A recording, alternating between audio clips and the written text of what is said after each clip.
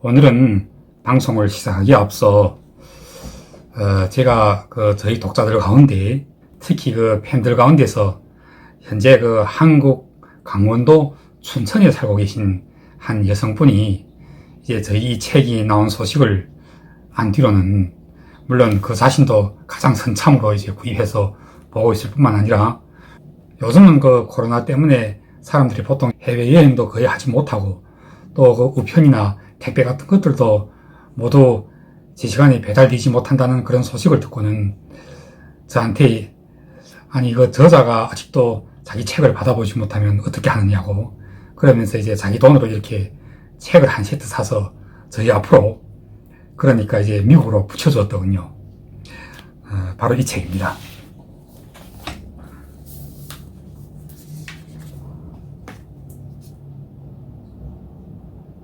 책도 굉장히 무겁고 근데 이제 이 책이 원체 무거운 데다가 또 최특급 우편으로 이제 붙이다 보니 책값이 한 14만원 좌우하는데 우편료만 14만원 들었더군요. 그래서 이렇게 저자인 저한테도 드디어 제가 쓴 책이 오늘 도달하여서 제가 지금 받아보고 있습니다. 물론 제가 쓴 책이니까 내용이 머릿속에 환하기 때문에 이 책이 아니더라도 책 원고나 또는 초가 저한테 모두 있고 또 방송하는 데는 아무런 어려움도 없습니다만은 그래도 얼마나 감사하고 고마운 일입니까? 언젠가는 이제 코로나도 끝나고 해외여행이 이제 자유로워지면 제가 반드시 한국에 가서 팬들과 이제 만남도 가지고 하겠습니다. 그때 이제 책을 보내주신 분께는 진심으로 고맙고도 감사한 마음을 전하도록 하겠습니다. 그럼 오늘 방송을 시작하겠습니다. 오늘은 제가 지난번 방송에서 약속했던 대로 김일성이 1930년대 만주에서 알고 지냈던 중국인 마석들 또는 토비들, 그런데 중국에서는 특히 오늘날 중국의 역사학계에서는 이들 마석과 토비들 가운데서도 최악에는 일본군과 싸웠던 자들에 대해서는 그냥 일반적인 마석, 토비라고 호칭하지 않고 중국말로는 캉르리우즈라고 부릅니다. 캉르는 항일이라는 뜻입니다. 즉 일본군에 대항했다는 뜻이고 류즈라는 말은 글자대로 풀이하면 암덩어리라는 뜻인데 당시 일본군이 만주에서 대항하였던 공산당의 항일부대를 암덩어리라고 표현했던 것입니다. 이 항일연군이라는 명칭은 정확하게 표현하자면 항일연합군이라는 뜻이 됩니다. 즉 당시 항일이라는 이 깃발은 공산당이 쳐들고 무릇 항일하려고 하는 모든 그러니까 수백 갈래의 만주 경내의 토비들이나 마적들이나 또는 지방부장들, 개인 부잣집의 가령들까지 다 포함하여 이 연합군이 대열 안으로 이제 들어오는 것입니다. 그래야 하나의 통일적인 부대 번호를 가지고 함께 지휘체계를 형성한 뒤에는 이 지휘체계 안에서 각자 개인적으로나 또는 필요에 따라서는 통일적인 군사행동도 취하고 나는 그런 형태였습니다. 이를 가리켜서 항일연군이라고 호칭하였습니다. 따라서 항일연군은 만주 각지에서 주요하게는 크게 동만과 남만 그리고 북만 세 개 지역에서 나뉘어 거대한 이런 연합 세력을 형성하고 있었는데 김일성은 이제 처음에는 주로 동만지방에서 활동하다가 1935년 이후부터는 동만지방의 항일부대들이 동만지방에서 대견할 수 없게 돼서 남만지방으로 이동하게 됩니다. 즉 1930년 3월경부터 김일성이 소속되었던 동북인민혁명군 제2군은 동만에서 남만지방으로 이동하게 되는데 김일성은 이때 2군 산하의 제3사 사장에 임명됩니다. 이 3사가 얼마 뒤에는 다시 6사로 개편되고 이제 이 2군 부대를 지도하고 있었던 중국공산당 동만특위는 남만으로 이동하여 당시 양정우, 이동광, 정광 등이 중심이 되어 있었던 남만특위와 합쳐서 동남만특위로 변화하게 됩니다.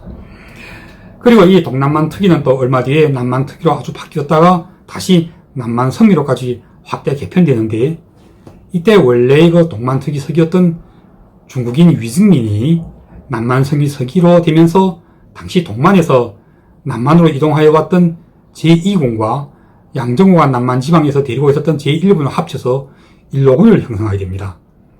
따라서 이제 이 남만성위와 제1로군에서는 아주 중요한 인사 개편을 진행하게 됩니다.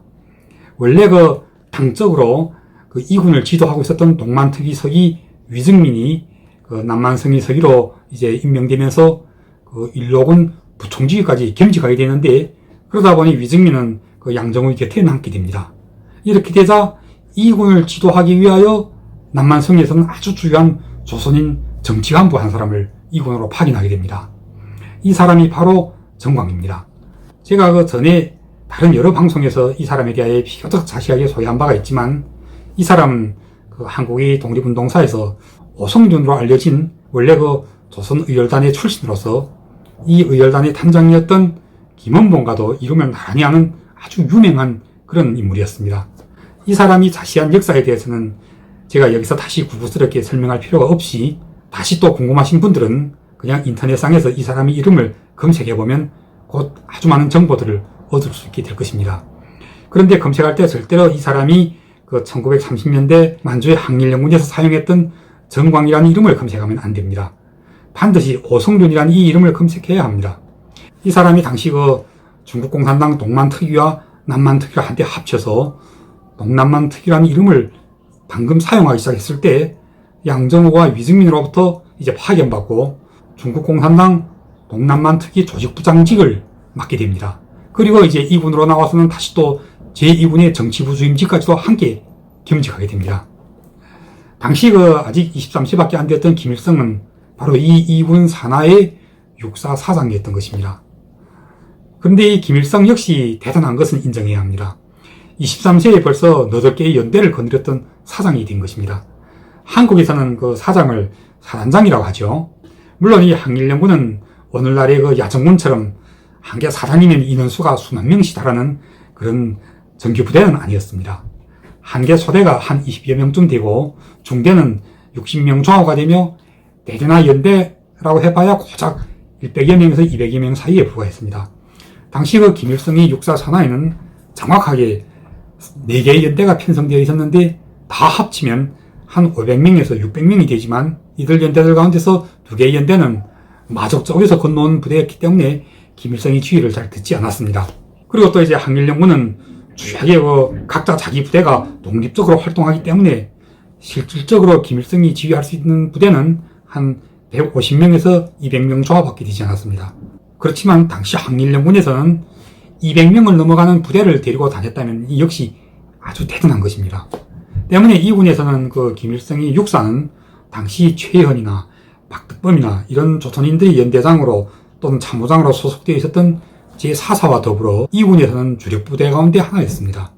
비교적 전투를 잘하는 부대로 소문났던 것입니다. 정광이 이제 양정우와 위증민으로부터 파견받고 이 군의 정치부주임직으로 내려왔던 때가 1936년 7월 아니면 8월 초중순경에 있었던 일인데, 이때가 어느 때냐면 바로 북한에서는 이른바 위대한 수령 김일성 동지께서 친히 즉 직접 조직하고 주의하고 또 승리를 이끌었던 무송현성 전투라고 하는 항일연군 역사에서는 아주 굉장하게 규모도 크고 또 유명한 이런 전투입니다. 이 전투가 이제 발생하기 불과 한 보름 전에 있었던 일이었습니다. 자, 지금부터 오늘 이야기의 본론으로 들어가겠습니다. 혹시라도 김일성의 회고록을 읽어보셨거나 또는 북한이 김일성에 대하여 어느 정도 연구하고 계신 분들이라면 모두 김일성이 이때 무송지방에서 만순이라고 부르는, 즉 중국어로는 완순이라고 부릅니다. 이 만순이라는 이름은 당시 무송지방에서 아주 유명한 마적부대의 깃발의 이름이었습니다. 이 만순 부대가 이제 부하들이 많았던 때는 한 1,000여 명까지 되었습니다. 하지만 1936년경에는 부하들이 많이 줄어들어서 한 400여 명 남짓밖에 되지 않았습니다. 당시 만주의 마적이나 토비들은 모두 들고 다니는 깃발이 있었고, 또 그 깃발의 이름을 지었습니다. 그 우두머리의 이름을 그대로 깃발 이름으로 사용하는 경우도 있었고, 또 그렇지 않은 경우도 아주 많았습니다. 때문에 이제 깃발 이름은 깃발 이름이고, 또 우두머리 이름은 실상 따로 있었는데, 그 우두머리 이름을 알지 못하는 사람들은 그냥 그 깃발 이름을 우두머리 이름으로 간주해버리는 경우가 아주 많았던 것입니다. 김일성은 자기 회고록 세기와 더불어 제5권 제13장에서 전문적으로 하나의 장들을 할애해가면서 왕과 대장을 치고 만순을 끌다라는 제목을 달아놓고 이야기를 진행합니다. 여기서 그 왕가대장이란 사실은 그 당시 무송현의 경찰대대장이었던 중국인 왕연성, 그 중국말로는 그 왕용청이라고 부릅니다. 김일성은 그 김일성 회고록을 만드는데 함께 이제 동참했다고 할 수 있는 북한의 그 당중앙역사연구소나 또는 혁명역사박물관에서는 이 왕연성이란 자의 이름이 무엇인지 모르고 있어서 그냥 회고록 속에다가도 왕가대장이라고 호칭하고 있습니다. 이 왕연성이 당시 그 무송현의 경찰대대를 인솔하고 무송 주변의 마적들과 이제 많은 마찰을 빚었는데, 후에는 그 일본군이 이제 무송을 점령한 뒤에는 만주군 한 개의 여단이 무송에 들어와서 주둔하게 되었습니다. 이 여단장의 이름은 그 이수산이라고 부르는데 중국어로는 리소산이라고 부릅니다. 이 자가 이제 만주군 제3여단 여단장 겸 무송 주둔 토벌사령관으로 있으면서 1930년대 중후반기에는 일본군보다는 추하게 이 자의 그 만주군 3여단이 김일성이 인솔했던 제2군 육사부대와 가장 전투를 많이 벌였습니다. 그런데 그 당시 그 무송지방의 마적들 가운데서 이제 가장 유명한 마적부대가 바로 만순, 즉 완순이라고 부르는 이 마적과 또 망군이라고 부르는, 중국어로는 완준이라고 부르는 마적 외에도 또 청산호라고 부르는 이런 마적부대가 유명했습니다. 이들 그 세 갈래 마적들은 벌써 그 1931년 그 만주사변 바로 직후부터 주요하게는 그 남만지방에서 공산당이 그 주도했던 반일연합군에 참가하여서 이제 공동작전도 펼치곤 했는데, 그때 이 반일연합군을 전문적으로 지도했던 최고 책임자였던 사람이 바로 후에 2군 정치부 주임으로 내려왔던 즉 김일성의 직계 상관으로 있었던 정광이었던 것입니다. 자, 지금부터는 중국의 자료에서 어떻게 기술하고 있느냐면, 당시 정광이 무송지방의 항일연군 제2군으로 파견받고 나오게 되었던 것에 대하여 주요하게는 이제 두 가지 원인이 있었다고 기술하고 있습니다. 첫 번째는 당시 1군의 군장이었던 양정우가 1군의 주력부대를 인솔하고 제2차 서북원정을 준비하고 있던 때였는데, 이 서북원정이란 당시 남방에 있던 모태동의 중앙홍군이 2만 5천리 장정을 이제 마치기 바쁘게 황하를 넘어서 동쪽으로 일본군과 싸우러 간다는 그런 제스처를 취하면서 홍군이 동쪽으로의 그 원정을 단행하던 때였습니다. 그때 그 동쪽으로 이제 황하를 도하는 그런 전투에서 그 홍군 내에 그 아주 유명한 조선인 고급 지휘관이었던 그 양림이라는 사람이 전사하지 않고 어쨌습니까? 이 양림이 바로 그 9.18 만주사변 이후에 그 만주 지방에서 이제 동만과 남만 각지의 그 유격대를 조직했던, 그리고 한때는 그 김일성이라는 이름으로 불리기도 했던 바로 그 양림입니다. 그때 그 홍군이 동쪽으로 이제 원정을 단행하여 일부 선두부대는 벌써 만리장성 산해관 근처까지 왔다는 그런 소문이 퍼지면서 이런 소식들이 그 신문에도 실렸던 적이 있었습니다. 그런데 만주에서는 산해관과 가장 가까운 곳이 바로 남만지방이었으므로 이 남만지방의 항일연군을 통솔하고 있었던 그 중국인 사령관 양정우는 자기 휘하의 그 항일연군 부대를 인솔하고 산해관 쪽으로, 즉 그 남만에서는 서쪽으로 치고 나가서 동쪽을 향해서 오는 홍군과 손을 잡을 생각을 하고 있었던 것이었습니다. 때문에 당시 그 제1로군 총부와 그 동남만 특위에서는 이 서북 진출 부대의 뒤에 매달리는 일본군을 다른 곳으로 유인하기 위하여 그 2군, 즉 김일성, 최현 등이 소속되었던 이 2군 부대로 하여금 무송지방에서 큰 전투를 벌여서 일본군의 주의력을 무송지방에 쏠리게 만들려고 했던 것입니다. 이렇게 되어 이 작전 임무를 실행하기 위하여 그때 양정우와 위증민은 정광을 2군으로 파견했던 것입니다. 이것이 이제 정광이 2군으로 파견받고 나오게 되었던 첫 번째 원인이었고, 다음 두 번째 원인은 당시 그 무송지방에 이제 본거지를 틀고 있었던 여러 갈래 마적들 가운데서 가장 세력이 컸던 그 만순과 망군과 청산호, 이 세 갈래의 마적부대는 원래 남만지방이 반일연합군에 참가하여서 정광, 양정우 등 사람들과 함께 한때 공동작전을 펼쳤던 그런 경력을 가지고 있었습니다. 그리하여 정광이 이제 그 무송현성 전투를 벌일 때 이 전투에 무송지방의 그 마적들이었던 만순, 망군, 청산호 이들을 모조리 이 전투에 참가시키기 위하여 정광이 직접 무송지방으로 나왔던 것입니다. 그리하여 이제 이 정광이 무송지방으로 이제 나온다는 그런 소식이 전해지자 제일 먼저 이제 달려와서 정광을 마중했던 부대도 항일연군이 아니라 아이러니하게도 그 마적들 가운데서 만순과 쌍벽을 이루는 그 망군이라는 마적이었는데, 이 망군 역시 이 부대의 깃발 이름입니다.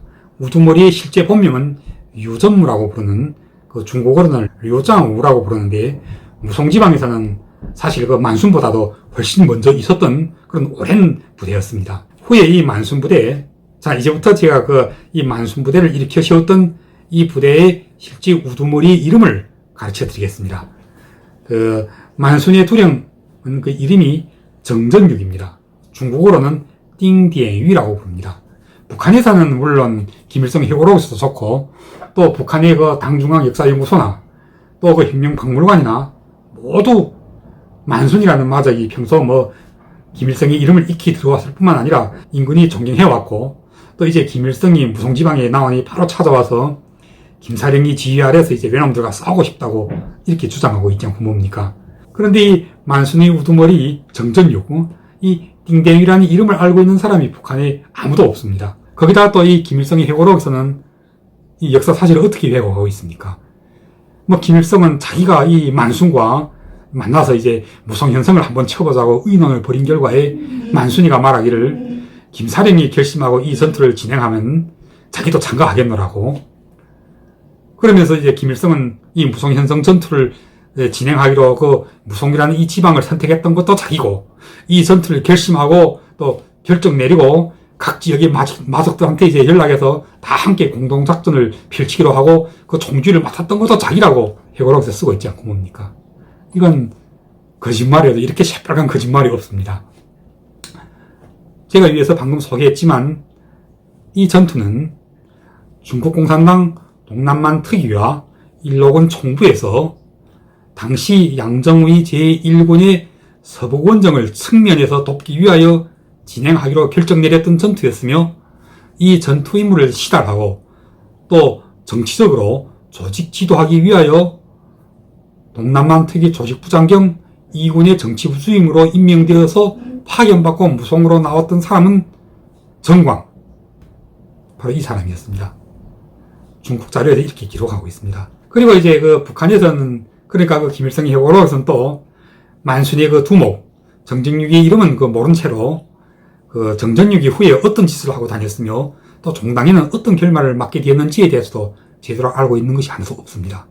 지역 회고록에서는 뭐라고 기술하느냐면, 그 후 만순은 우리와의 언약을 한 번도 저버리지 않았다, 이렇게 말합니다.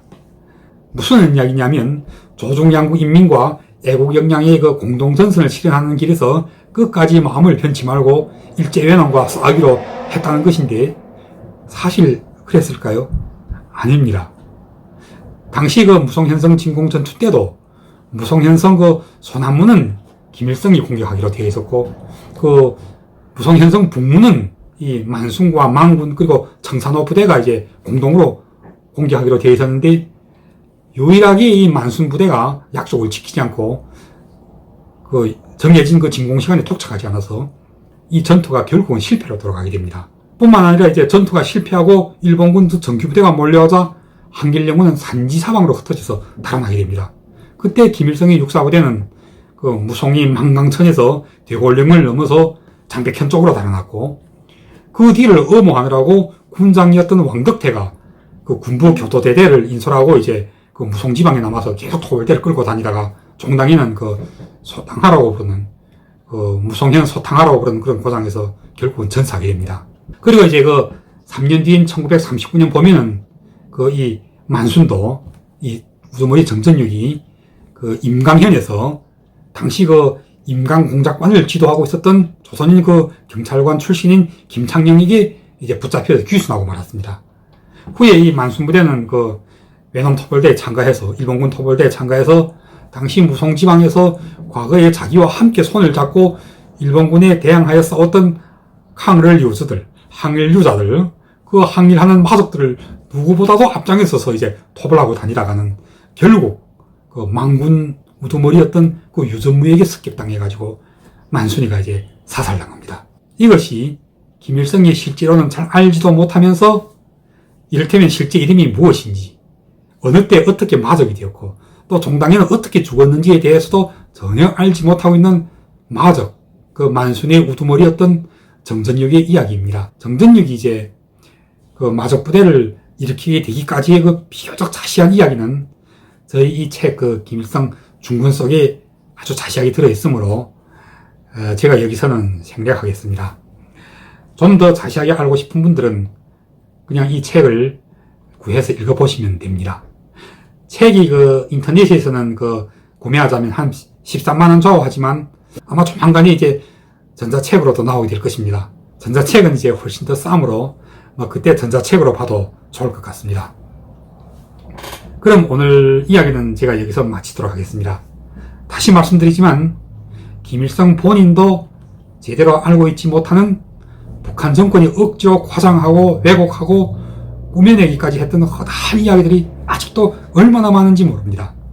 제가 그럼 다음 방송에서는 역시 오늘 들려주었던 이 만순 정전육과 마찬가지로 김일성의 역사 속에 아주 유명한 중국인 우사령에 대한 이야기를 들려드리겠습니다. 이 우사령 또한 김일성의 해고록에서는 물론이거니와 북한의 당중앙 역사연구소나 혁명역사박물관이나 또는 그 오늘날 김일성 연구로 전 세계에 널리 알려져 있는 그 미국의 그 서대수 교수나 또는 일본의 와다하루키 교수도 그리고 또 한국 내에 이른바 김일성에 대하여 좀 안다 하는 그 진보 쪽의 이종석이나 뭐 신주백이나 장시윤이나 한흥부 같은 그런 사람들도 전혀 알지 못하고 있는 이 우사령에 대하여 그의 본명이 무엇이며 나이는 얼마며 어느 때 어떻게 국군을 일으켜 우사령이 되었고 또 그때 어떻게 20대의 김일성을 부하로 두게 되었을 뿐만 아니라 그가 최후에는 또 어떻게 어디서 죽었는지에 대한 자세한 이야기를 제가 들려드리도록 하겠습니다. 물론 이런 이야기들은 이번에 새로 출간된 저희 이 책 김일성에 다 실려있는 내용들이긴 합니다만은 제가 이 유튜브 방송을 통해서 이 이야기를 다시 이제 중원부원하는 것은 오늘날 그 북한의 당중앙 역사연구소나 또는 혁명박물관이나 나아가 김정은 그리고 김여정에 이르기까지 인터넷을 자유롭게 접속할 수 있는 그 북한의 최고의 엘리트들과 또 그 해외에서 나와 일하고 있는 북한의 외교관들에 이르기까지 그분들이 저희 이 방송을 통해서 자기들이 그동안 잘 알지 못하고 있었던 또는 전혀 틀리게 배웠던 김일성에 대하여 그의 항일 역사에 대하여 제대로 된 지식을 갖게 하는 것이 저의 목적입니다. 언제든지 저희 이 방송 내용 속에 의문과 반론이 있다면 제출해 주십시오. 제가 어떠한 사소한 의문이나 반론 또는 잘 이해가 되지 않는 문제점들이라도 일일이 하나도 빠뜨리지 않고 자세하게 제가 알고 있는 범위 안에서 다 대답해 드릴 것입니다. 그럼 다음 방송에서 또다시 뵙겠습니다.